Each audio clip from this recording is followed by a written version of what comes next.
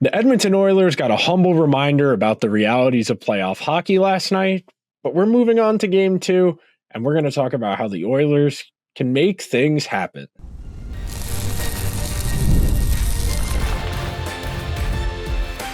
You are Locked On Oilers, your daily podcast on the Edmonton Oilers, part of the Locked On Podcast Network, your team every day.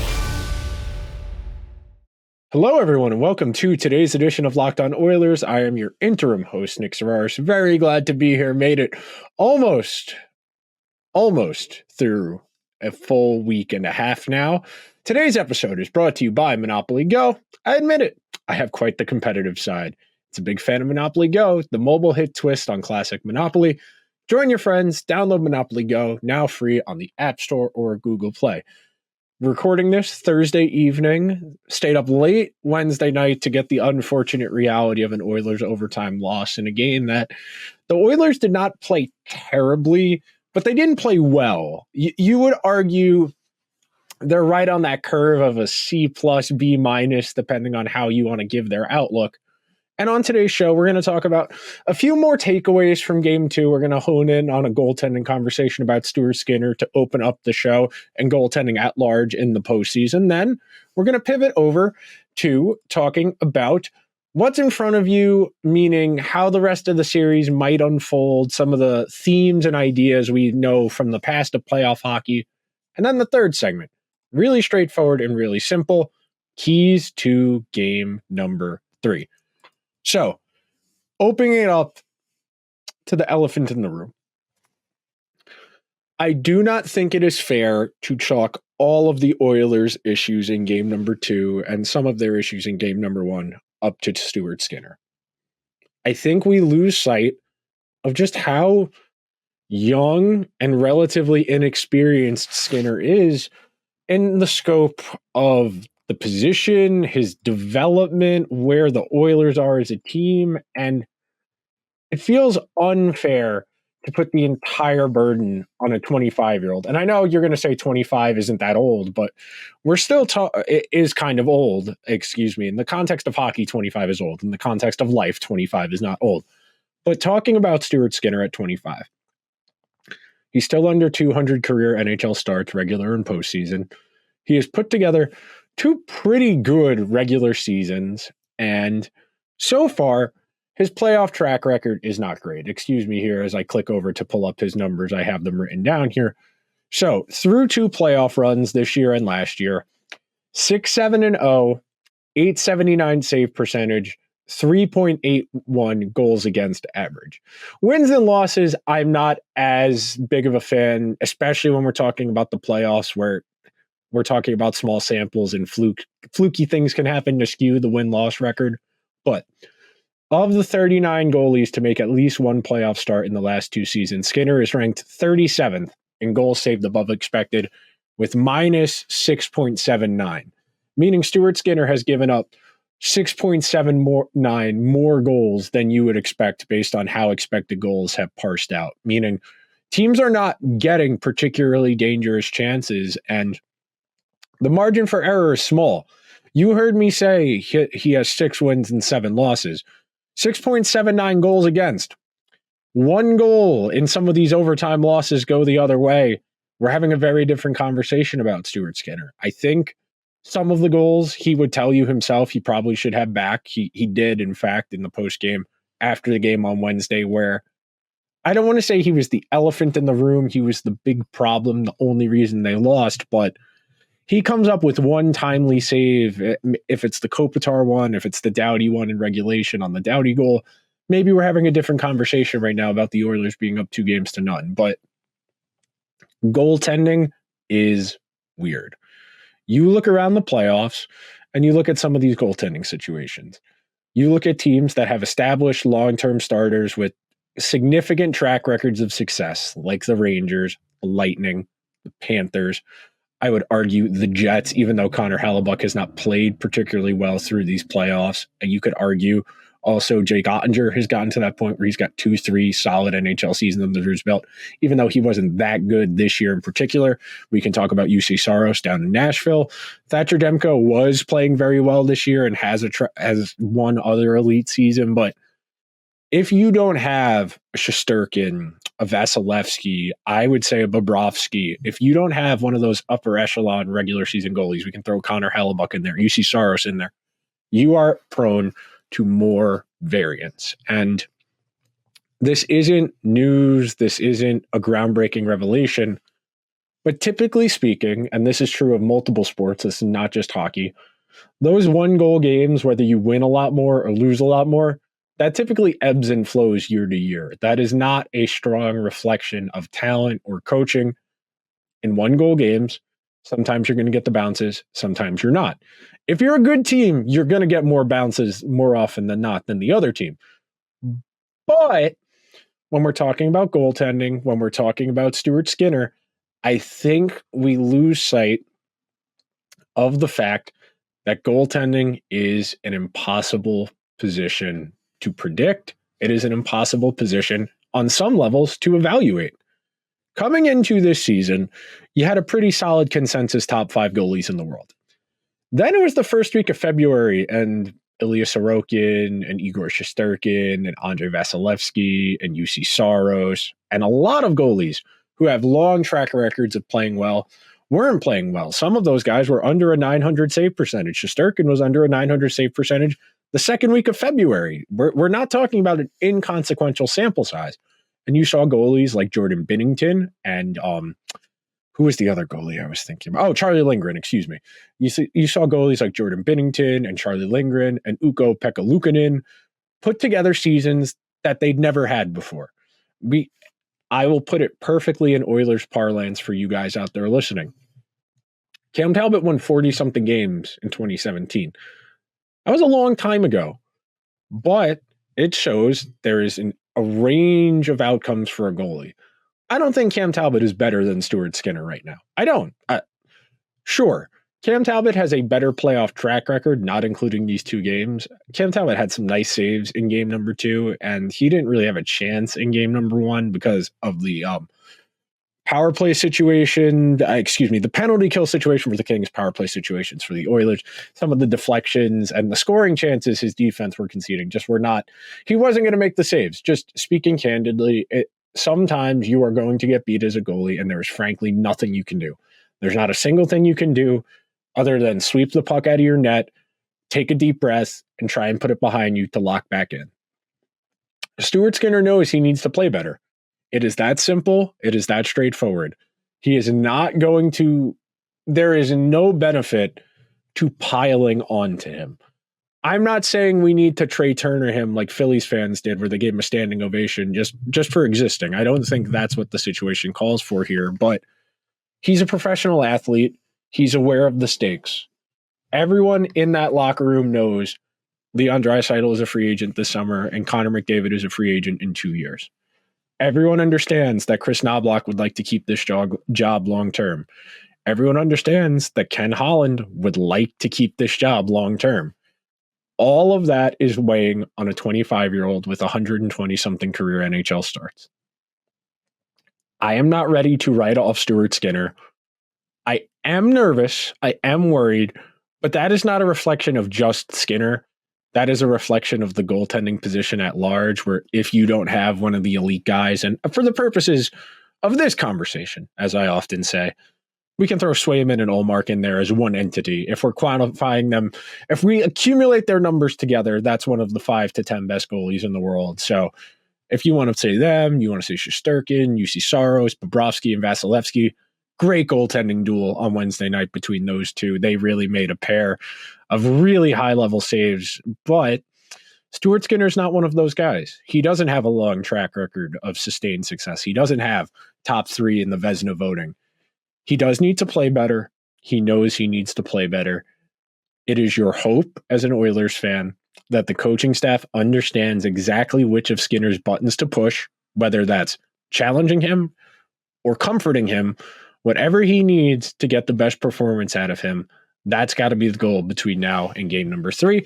And coming up next on Locked On Oilers, we are going to touch on where this series is going, plot-wise, where it might go game-wise, style-wise. Coming up next on Locked On Oilers, where we've got your team covered every single day. When you're drafting your fantasy team, don't you wish you could handpick all of the stars for your business team? If you're building out your talent roster, you need Indeed. Indeed is the hiring platform where you can attract, interview, and hire all in one place. Don't spend hours on multiple job sites looking for candidates with the right skills when you can do it all with Indeed. Find top talent fast with Indeed's suite of powerful hiring tools like matching, assessments, and virtual interviews. Hate waiting. Indeed's U.S. data shows over 80% of Indeed employers find quality candidates whose resume on Indeed matches their job description the moment they sponsor a job. Candidates you invite to apply through Instant Match are 3 times more likely to apply to your job than candidates who only see it in search, according to U.S. Indeed data. Indeed does the hard hiring work for you. Sponsor a job, will match you with quality candidates, and with Indeed, you can start hiring fast. Join the 3 million businesses worldwide using Indeed to hire great talent fast. Indeed knows when you're growing your own business, you have to make every dollar count. That's why with Indeed, you only pay for quality applications that match your must-have job requirements. Visit Indeed.com/lockedon to start hiring now. Just go to Indeed.com/lockedon, Indeed.com/lockedon. Terms and conditions apply. Cost per application pricing not available for everyone. Need to hire? You need Indeed. Hi, I'm Nick Zararis, the interim host of Locked On Oilers. I'm very glad to be here. We've made it 9 days, and we've yet to get in trouble. The Oilers are still in the playoffs. Things are going well here on Locked On Oilers. My take after game number 2, going into game number 2, that, hey, the Kings aren't going to rattle off 4 straight wins. Don't worry about it.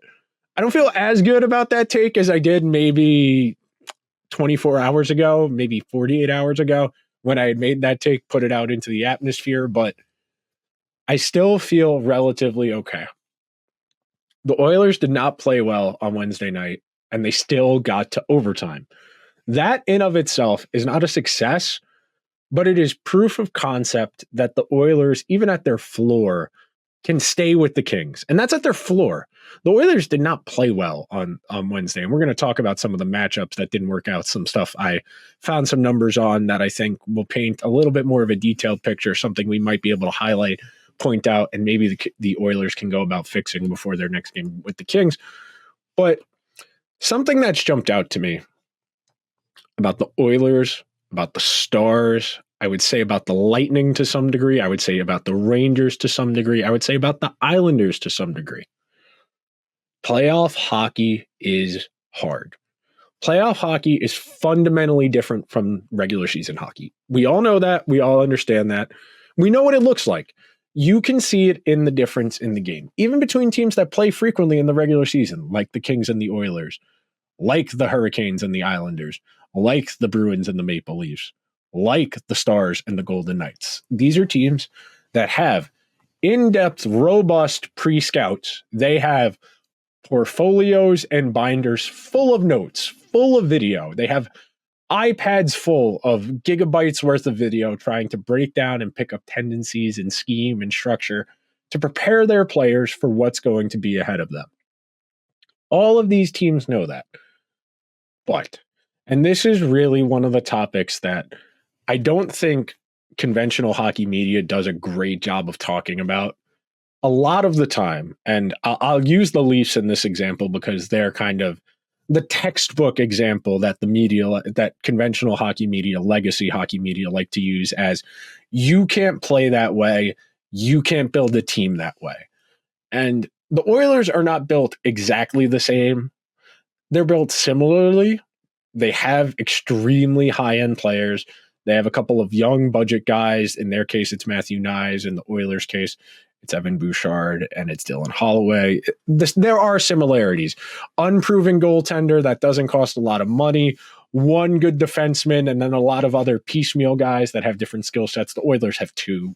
Ekholm would be the best defenseman on the Leafs. That's not an argument. You might be able to argue, you might be able to argue Darnell Nurse might be the best defenseman on the Leafs right now, how bad their defense is played. But In the postseason, there's less space. Why is there less space? The teams are better structured defensively. The teams are often faster, and there's a little bit more intensity. We all know what that looks and feels like, but to create offense in the playoffs is fundamentally more difficult. If you are a rushed-based offense, which means you like to get the puck in transition, carry the puck into the offensive zone, and then generate a scoring chance within 2, 3, 4 seconds of gaining the zone with speed, you're trying to create that odd man rush where you have a 2-on-1 with the defenseman or 3-on-2, and you're trying to get the goalie moving left to right. That's your goal when you're getting a rush chance. Generally, and this is not always true, a rush scoring, generally speaking, and this is not always true, a rush scoring chance is more likely to be a dangerous one than a forecheck or cycle generated one, because you're typically going to have a numbers advantage. You're typically going to be able to get the goalie moving left to right, and the defense is going to be a little bit more off balance. If you outwork the other team, you cycle hard, and you eventually out leverage them by positioning or passing the puck into a dangerous spot, you can generate a dangerous scoring opportunity, but it is more difficult to generate offense that way. And that's where we get into this idea of, well, he doesn't play playoff hockey. That guy, he's you can't win with him. He's not gritty. He's not tough. And there is this weird inherent deification of hard work, blue collar play, especially in the playoffs, where playing that way is viewed as virtuous, that you are a good person, you are an invaluable hockey player because you block shots and you forecheck aggressively and you throw hits. You look at all of the third and fourth liners over the years who were on Stanley Cup teams, who played 11, 12 minutes a night, who went to another team, signed a ridiculous contract on July 1st. You look at somebody like a Barclay Goodrow, who is massively overpaid by the Rangers, who is skating by on the work his line mate Johnny Gordon, Blake Coleman, did on Stanley Cup teams. But because Barclay Goodrow exhibits what hockey people view as virtuous traits, that he is selfless, he's willing to use his body, he plays physically, he's there for his teammates, he's played his way into life-altering money because of that. The Oilers have a few guys who are capable of doing that. I think in an ideal world, and I've said this before on the show and I'll repeat it now, you get that from your third and fourth line, and you get McDavid and Draisaitl going on two separate lines, and you're giving the other team, in this case the Kings, different looks, where when McDavid's out there, these are going to be rush chances. He's going to be funneling the puck to the net. He's going to be baiting defenders towards him, opening up space for other people. And then you get Sam Carrick out there, you get Janmark out there, you get Kane out there, you get Perry out there, and they cycle that puck down low, and they are in the other team zone for 45 seconds. They might only get one scoring chance, but they put pressure on the defense. They relieved pressure from their own defense. And that is an essential component of playing strong hockey in the postseason. You need to sometimes settle for a base hit. And I know this is counterintuitive to everything we know about baseball and about hockey.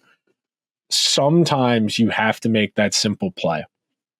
You would love to hit a home run every single time you make contact with the ball. That's also not practical. You're not going to be able to do that most of the time. So there are some times where you're just going to need to punch an inside fastball to the opposite field with only your upper body strength that's going to dunk in over the second baseman between him and the right fielder. The Oilers, part of the reason they got in trouble in game number 2 was they kept swinging for home runs. They kept trying to make lateral passes as soon as they gained the zone, instead of going forward, instead of cycling the puck. And they were not able to generate offense as consistently. They got back in the game. They forced overtime. All of that is commendable. Coming back from a multi-goal deficit 2 separate times, that's nothing to sneeze at, especially in a game you did not play well, especially in a game where your goalie didn't have a ton of confidence and your defense was not that sharp. But that will just about do it for this second segment of Locked On Oilers. Coming up next, we are going to talk about some of the keys to game number 3, some strategy ideas, some topics at hand. Coming up next on Locked On Oilers, where we've got your team covered every day. We've all been there, either as a player or a fan. It's halftime, scoreboard's not looking so hot. You're feeling low, not sure if your team can pull out a win. It's when you dig deep, lift your head up and say to yourself, it's time to get back in this game, pull off some bank heists, and take as much of my friends' money as I possibly can. That's right. The smash hit mobile game Monopoly Go lets you compete with your friends to get the most riches and the biggest empire. It's the Monopoly you love, but on your phone anytime with tons of new twists, including leaderboards to compare your progress to your buddies. So much to do. Play countless dynamic Monopoly boards, make your friends bankrupt by smashing their landmarks with a wrecking ball, charge other players rent for your iconic properties. You can even work with your friends to crack open community chests and in tournaments to get extra rewards and climb the leaderboards. So get back out there, put on your game face, download Monopoly Go. It's free on the App Store or Google Play. I want to thank everybody who's hanging out on this Friday edition of Locked On Oilers. The Oilers will take action tonight. We will get you an episode out for the weekend that will go out as soon as the game ends on Friday night, whenever that game may end. I really hope it's not a quintuple overtime game because I would like to enjoy my Saturday at some point. Nonetheless, I digress. Let's get into it. Number one, my biggest key to this game, and I said this to somebody talking about the Stars and Jake Ottinger going into their game 2 against Vegas, and Ottinger had a better game. He made pair of really, really high-level saves against Vegas. Ultimately, they ended up losing. Vegas's defense the Oilers, the Stars just can't break through. They can't get to dangerous areas of the ice. Vegas is holding them to the outside, and then their inability to generate dangerous scoring chances is really holding them back because they're having to settle. In the case of Stuart Skinner and in Jake Ottinger, these are young guys who have demonstrated the ability to play the goalie position at a high level. You gotta find a way to ease them into the game. I'm not saying let them get peppered and make 4 saves in the first 5-6 minutes of the game. I am saying you want to get them involved early. You want them to be involved, even if that's as simple as on a dump in by the other team, them coming out of their crease to put the puck in play to move it along to a defenseman. You want to ease your guy into the game so that it's not that first save isn't a frantic one off a rush where you might not be as sharp or as ready. There is no ideal way to get your goalie into the game, though. So with that in mind, that's why we're starting small. We're getting Stuart Skinner involved by having him recover pucks behind the net, hold him there for the defenseman, give them an opportunity to get Skinner involved, to put him in a position where, okay, I'm in the game. Game 2, it's over with. I can't do anything about that, but there is something I can do about this game here right now. Number 2, and this one's going to sound weird. It might be time to juggle a little bit when it comes to the forward groups. The McDavid, Henrique, Hyman line has played pretty well. If you want to change the line we're about to talk about, you might have to move someone off of that line. But so far, through 2 games, the line of Draisaitl, Nugent-Hopkins, and Warren Foegele just hasn't really clicked at 5-on-5. They've been outscored 2-4. Vegas has, LA, the Kings, they have, close to 65% of the high danger scoring chances. They are having a hard time defensively. It's not a coincidence that they're playing often with Vincent Desharnais and Brett Kulak. You want to liberally use your best defensive pair. In the Oilers' case, it's Bouchard and Ekholm. You want to give them shifts with McDavid. You want to give them shifts with Draisaitl. You want to give them shifts with Matthias Janmark. You want to give them shifts with Sam Carrick. You want all of them to get a little bit of your best defenseman, but it is unavoidable. You cannot hard match in hockey the way you can in baseball or basketball, where anytime one guy is on the ice, you can go out there and get them. Especially now that the Oilers are going to not have the feature of last change as the visiting team, you're going to have to put your guys out there first, and the Kings are going to do what they can to get more favorable matchups. That likely means trying to get that Fiala line out there against your 4th line or against your 3rd line, and you have to be able to tread water in those minutes. Now, the Kings have done a decent enough job of distributing the talent throughout their lineup. Like I've said a lot so far through the series and even during the preview stage, the Kings have a really talented forward group. They have one of the best 1 through 12 forward groups in the entire NHL.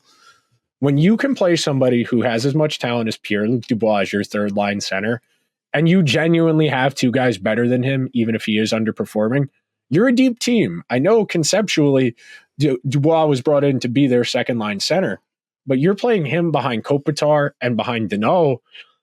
Draisaitl should be able to win in those minutes as a third line center. Eddie Garcia identified Pierre-Luc Dubois. Eddie Garcia of Locked On Kings identified Dubois as one of the series X factors for the Kings because he's going to get more favorable matchups just because the Oilers don't have that third center who's as good as he is. Maybe we see Adam Henrique get a run there at some point in this series, but even him, he's not as good as Pierre-Luc Dubois. Number 2. Desharnais and Kulak have really had a hard time in this series. They're your third defensive pair. They're going to be limited. There's a reason those guys are on your third defensive pair. It was good to see Kulak get on the board in the game, but defensively, those guys are having a hard time in their own zone, clearing the puck out, getting the puck from defense to offense. And some of that is who they're deployed with, who the forwards they most commonly play with. If you can play them with McDavid, you're taking away some of the punch of your offense because you don't have Bouchard out there, but you're going to help your defense a little bit because you're going to be able to go from defense to offense a little more smoothly.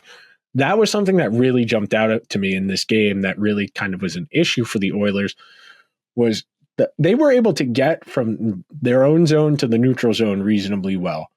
But the Oilers had a hard time getting established in the offensive zone and sustaining zone time. This is one of the conundrums and the challenges of being a rush offense. Even though you typically generate particularly good scoring chances because you have speed, because you can out leverage the defense, because often you have a numbers advantage, because you can get the goalie moving left to right. The one issue with that is you're typically only going to get one scoring chance off of those zone entries. You gain the zone, you get one look, and then either the goalie makes the save and there's a stoppage, the goalie makes a save and the other team recovers, the goalie makes a save and the puck goes out of play and you got to take a face-off again. It is hard to generate consistent, sustained offense off of the rush just because of how the puck typically plays in those situations. So as a rush-based team, you're going to have to accept that it's going to be a little bit harder to score in the playoffs. The Kings have reasonably talented defensemen. You know, Gavrikov had a really good year last year as a King. He's been okay this year. And then Matt Roy has been pretty good this year as well. They're a talented, but not high-end group. So one last thing on the Oilers before we get out of here, and something that's a key to this series, and I talked about this with Hunter Hodes on the Locked On NHL show on Thursday. The Oilers could lose Game 3. I am not as necessarily worried about the win or loss result in Game 3 as much as I am how they play in it. You can play a really good game and still lose. Ask the Dallas Stars. You can play a really good game and still lose. For the Oilers, it is a matter of mitigating their risk, playing strong, fundamentally sound hockey. Move the puck where it needs to go. Do not force the puck to the middle if there is nothing there. The Kings will be there. The Kings love to clog up the middle. They want to block shots. They want to force you into mistakes. The Kings only really had a chance in game number 2 because of the mistakes the Oilers made. There is enough of a talent disparity between these two teams that if the Oilers play a B-plus version of their game, unless the Kings have an A-plus game, they're not winning. It's that simple. You know, the Kings had, I would say, a B-plus effort in game number 2. They played a really good road game. They outshot the Oilers. They played really good defense. They blocked a ton of shots. They made the Oilers' best players uncomfortable. Now it's on the Oilers to go play a road game at a high level, make the Kings' best players uncomfortable, pepper Cam Talbot, force them to play defense, and steal one of these two. Now, being that it's 1-1, you would ideally like to win at least one game in LA this time around. You don't want to be in a situation where you're coming back to Edmonton down 3-1. You don't. You fundamentally don't. The Oilers can definitely win 3 out of 4. You don't want to have to win 3 out of 4. Right now, It is a best of 5 series. The first team to win 3 more games is going to go to the next round. The Oilers need to win at least one of these 2 games in LA coming up over the weekend, Friday and Sunday. But that will just about do it for today's edition of Locked On Oilers. Hope everybody enjoys their weekend. Make sure you are subscribed wherever you get your podcasts. Leave a 5-star review on Apple Podcasts or Spotify. If you are watching over on YouTube, let me know what you want to see the Oilers do better in game number 3. Hit the alarm bell so you get a notification whenever the newest episode drops. I will talk to you guys real soon. Until then, let's go Oilers.